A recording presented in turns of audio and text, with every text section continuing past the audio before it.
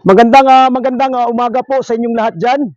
Ako po si Paul Pitso ng Hap and Sons Game Farm from Surigao City, Surigao del Norte, Caraga Region. Yan po ang location po natin mga idol. Kung gusto nyo po mag-PM sa akin sa Messenger o sa Facebook, nandyan naman po yung Facebook profile po natin para madali nyo po akong mahanap. Nandyan, no? At saka meron naman po tayong CP number, cellphone number po natin, nandyan din. So, bago muna tayo dyan, huwag nyo munang kalimutan mag-subscribe, mag-like, mag-share sa channel po natin mga idol. So, yung hindi pa po nakapag-subscribe, please, mag-subscribe po kayo. Okay? So, ngayong araw po na ito mga idol, magmamarkings po ako ng magpipili na po yung mga materialis. So pagpipilian na natin, hihipuin na po natin yung mga katawan, lalagyan natin ng markings. Mga materialis lang po ang iano po natin. Mag-iwan din po ako ng materialis sa akin kasi yung iba na-release ko na. So rolling lang po ang ano natin. So pero meron po akong tinitira talaga ng mga materialis. So ngayon, ganito, dala po ako ng record book. Tingnan natin yung mga markings kung pang material ba o hindi. Kasi hindi po natin mamemorize talaga dahil sa dami po ng markings, different markings po nito. Nasa 25 po ang different markings po nila. So, hindi tayo perfecto na mamemorize natin. So ngayon, itong hawak po ni GR, this is a high caliber gray over jugod. So, hihipuin ko kung pwede natin gawin ng materialis. Ito, magandang katawan. Mahaba. Yan, mahaba talaga.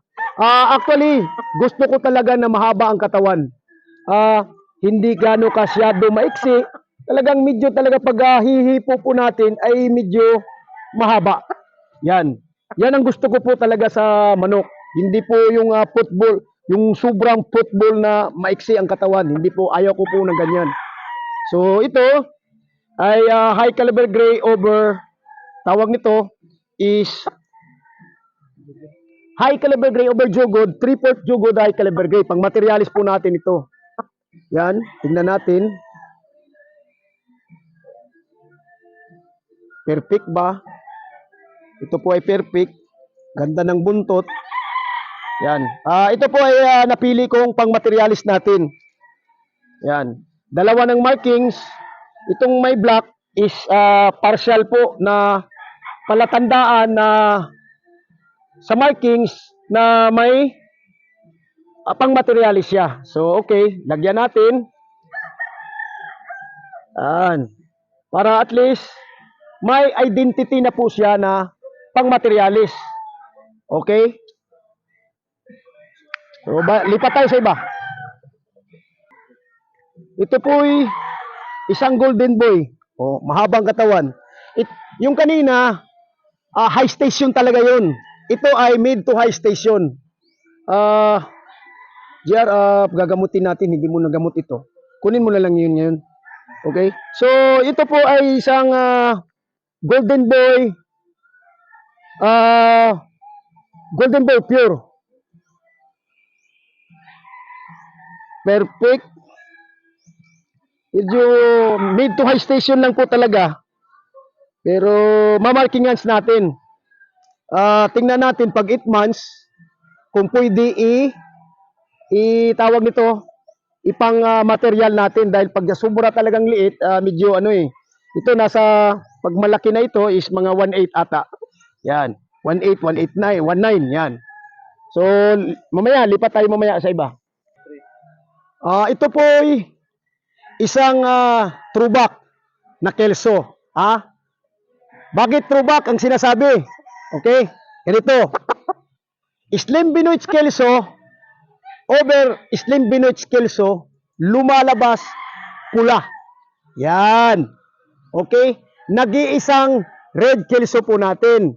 So, ito po ay hindi ko po talaga ito i-release kasi nag-iisa lang talaga. sa record mo? Okay, out and out. Kasi yung kelso ko dito, next out and out, ito po ay double, right, left in. Yan. Yan po ang po natin. Okay? Nag-iisang kelso. Ganda, no? Yan, nag-iisang kelso. So, ito po hindi ko po i-release, mga idol. Hindi ko po talaga i-release. Throwback, white to white, nagiging red. Okay? Baliktad.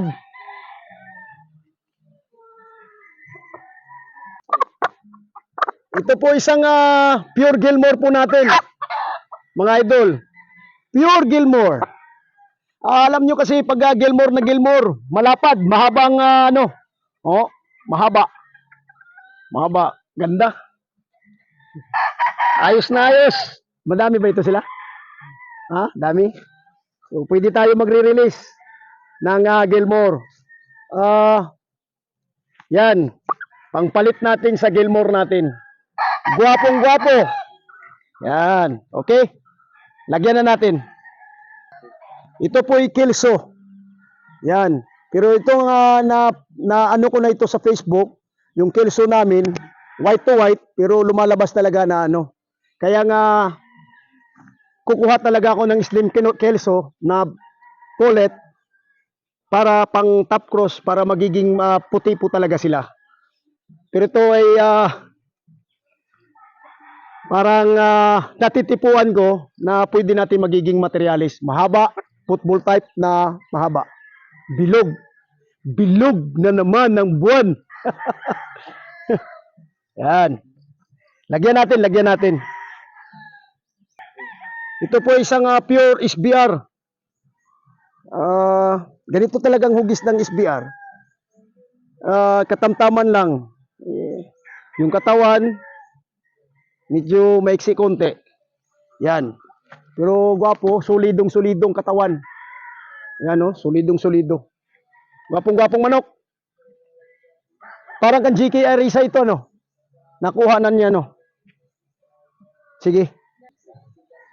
Alam mo, pure SBR, para kay sir na ito, itong Rodmar. Napili ko na dahil, grabe, pag hawakan mo siya, gumagano, Yung bumubuka itong mga pakpak ba? Tingnan nyo. Grabe, manok. Ngayon lang ako, parang super hard bone. Hard bone. Oh? Gumaganon talaga, Ganda na manok. Poging-pogi na SBR. Lagyan natin. Ito pa isang pure SBR. Mga idol, Gwapong-gwapo. Ilan ba ang kumukuha sa atin SBR? Hindi ko alam.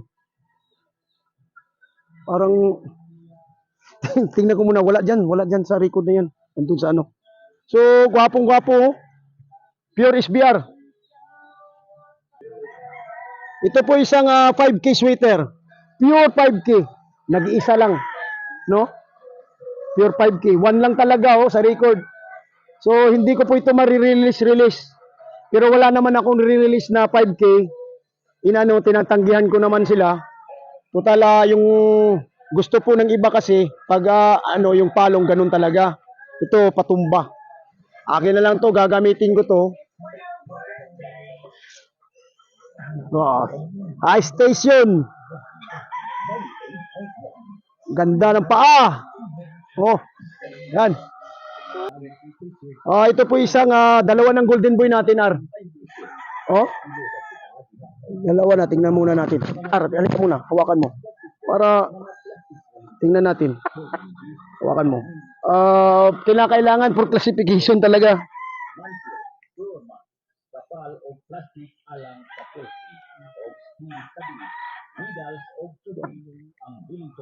So ito po isang pure na medyo may diferensya konti yung paa. Ito, di ba So, medyo mura-mura ito sa dahil yung good stocks po natin is 15K, di ba? Pero gwapo din, Gwapo. Pero wag na natin anuhin. Ito po isang Bulik Hawk from Alintino, anak na to. Ang mother is 5K. Yan. Nag-iisa lang. Wala po tayong inahin. So, kailangan i-preserve ko ito. Hindi ko muna i-release. Yan. Lalagyan muna natin ng wing band para sa ligban para sa atin. Pero yung nilalagyan ko po ng ligban na ng palatandaan para at least malalaman. Pero ito talaga nag-iisa, hindi ko muna ito re-release. This is high caliber gray over jogod. Anak po ito ng 3-time natin. Yan. Anak po ito ng 3-time natin. Ganda ng katawan. Ang napagtataka po ako alam mo kasi ang jugod mababa. Nagiging 3/4 high caliber gray siya. Tapos 1/4 jugod. Tingnan nyo. Lika. Susukatin natin yung paa. 1, 2, 3, 4. Para materialis. Tingnan nyo. Ba't hindi mo naligbanan? Ikaw talaga Kailangan talagang focus tayo. Ito po isang pure yellow-legged hats, mga idol. Yan. Yellow-legged hats. Pure. Gwapong-gwapo. Katawan, no? Mamords. Yan. Pure yellow-legged hats. Lagyan natin. Ito po isang anak po ng yung 3-time po natin. Yung kanina, kapatid niya. Sabihin natin pinsan. Ito po isang dark-legged, yun ay white-legged. Tumatapon siya sa jugod. Ito po ay pang materialis po natin Yan. Gumagawa po ako ng pang material para po sa akin. Meron naman po nakagusto. Alam ko meron magki-question diyan. But binibreed po natin yung 3/4 high caliber gray over jugod. Pero binibreed po natin sila sa malapit na sa malapit din na tawag nito na bloodline. So pwede natin na sa puro na 5K, puro na Gilmore, puro na basta puro. At least sila ng 3-way. Pero kung gusto natin magiging 2-way, so ipaano po natin sa jugod. Paano din natin sa high caliber gray para magiging 7-8. Yan. Na pwede pang laban, pwede pang materialis. High caliber gray over jugod. Yan. Ito po ay Gilmore. Yan. Gilmore natin, Gilmore. Parang pumipiyok mata. Parang sa maganda, ganda. Ganda katawan. Medyo mas maganda ito dahil medyo maliit-liit konti kaysa yung napapaluan ito. Yung mga buntot nito, G, pag sira-sira, bubunutin natin. Tingnan mo, tingnan ka. Pag sira-sira, okay naman. Tumubo ba? Ito po isang jugod high caliber gray pecom side. Yan pang material natin. Ikot-ikot tayo sa manukan. Yung nag-aabil po sa atin ng pahulugan sa mga crosses sa susunod na vlog, next month, magpipili na po ako na yung bumabarako na sila. Yan. Para at least, maganda kasi pag magkapili tayo yung barako na kasi ito, bibi pa talaga sila Bibi pa. Pang material. Yan. High station. Okay. Tingnan natin pakpak. Tumubo lahat. Okay. Nagkamali po si GR. Tinanggalan po natin ng 2-way cross po ito, 226 over Gilmore. Muna natin. Sweater gray ito. Tingnan mo muna natin yung record. Claret high caliber gray. Wow. Grabing katawan. Mga idol katawan Bilog na bilog, lapad na lapad. Mahaba. Ang ganda, ang pugi. Gaya sa mamo. Puging-pugi. High caliber gray over claret. Yan. Two-way cross. O, tingnan nyo. Ito din ay isang two-way cross. Tanggalan natin. Dahil nagkamali si GR. Umanini. Basin White kelso. Yan. Kelso po natin. Na pang material. Yan. Aanuhin natin. Na pang materialis. Hindi po. Hindi po ito pang pamaterialis.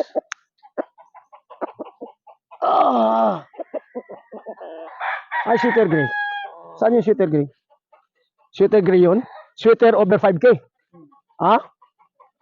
Straight cum side, ano? Tingnan muna natin sa ano. Sa tawag nito. Ito, ano ito? Wala. Yun, Gilmore yun, oh. Tingnan natin sa ano, anong markings? Right out, right nose. Right out, right nose. Right out. Right out. Right. Left nose, ay. Tika mo na. Ay, oh. Wala yan, eh. Towie yan. Hindi, ano. Yung sweater gray na gumagawa talaga ako ng sweater 5K, oh, nasisira, oh. Palitan nyo. Lubid, palitan yung lubid. Kagad, oh. Kuha ka muna, ano, lubid na lang. I-ano mo na lang doon. Mag-check tayo para hindi madisgrasya. So, ito, Gilmore. Pasyal-pasyal. Alam ko ng kulay ng Gilmore, eh. Hindi ba ito mag-abot? Baka mag-abot, ano, madisgrasya. Tama na. Ito po yung banda po talaga na gagamitin natin na lupa. Soon. Yan. Malaki ito. 5 hectares sa kapitbahay namin. Yan, gagamitin namin yan. Paano din, 45 degrees wata. Pang ranging, doon banda is pang cording, ang pang breeding. Oh. Yan. Soon na, soon. Pag, kung tuloy-tuloy po kayo nagsusuporta po sa atin. Anong katawan ito? Ha? Katawan. Katawan? Mamords na mamords? Yan, mamords na mamords. Poging-pogi. Sige. Ito po isang anak po ng yung 3-time natin. Di ba? Oh. Poging-pogi. So, yan lang muna sa ngayon dahil mainit na. Dami pang aabot pa tayo doon. Tingnan dali. Yan. Marami-rami pa ito sila. So, nag-update lang po tayo yung kumukuha ng mga materialis po sa atin. Basta I promise to you, mga idol, yung kumukuha sa atin ng mga crosses, next month, pagpipilian ko na kayo, yung mga medyo barako na po sila, at least, nakatali na po sila. Hindi po talaga ako magbibigay ng hindi super. Okay? I select the best and I sell the best. Yan po ang po natin, motto po natin sa Hap and Sons GF. Maraming salamat po talaga sa nagsusubaybay. 4 years na po yung Hap and Sons po natin. Yan. 4 na taon na po.